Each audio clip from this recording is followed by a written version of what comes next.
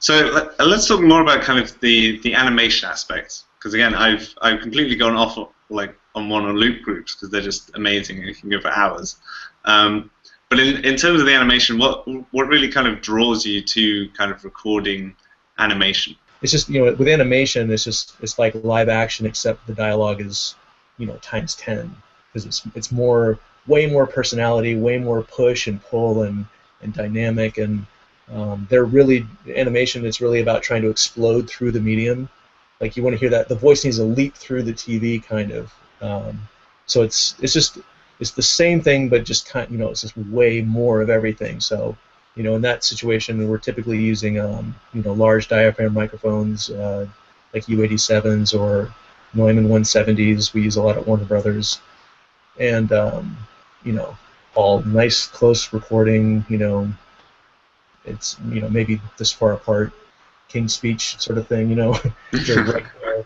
And it's and everything is it's all about clarity, and that's what the voice director is there, and she's trying to get the actors to stay up and energetic, and she's to the right of me, and her job is to sort of guide the actors. She'll say, okay, we're going to do these first 2 pages of dialogue. So she'll sort of describe the action to everybody. She'll set up the scene, and she'll say, okay, let's give it a try, and we'll go, and we'll record in earnest. And I'm literally soloing microphones while I read the script, jumping from character to character, and trying to catch, because we record onto 1 track. So if we have a room full of 7 characters, we're recording onto 1 dialogue track. Now, some people record onto 7 separate tracks, but the reason why that's not a good idea is because it's really hard to monitor all 7 tracks at the same time. It sounds like 7 open microphones.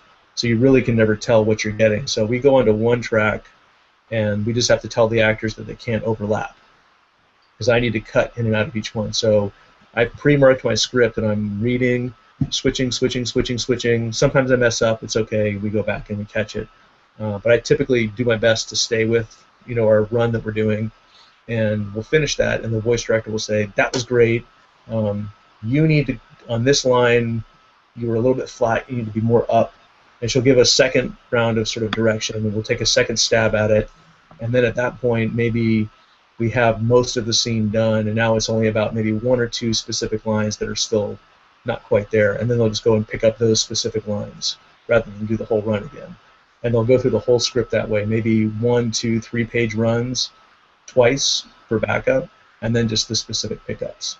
And when you work that way, you make it to the end of the script pretty quickly. So they'll typically finish a half-an-hour show in about 4 hours.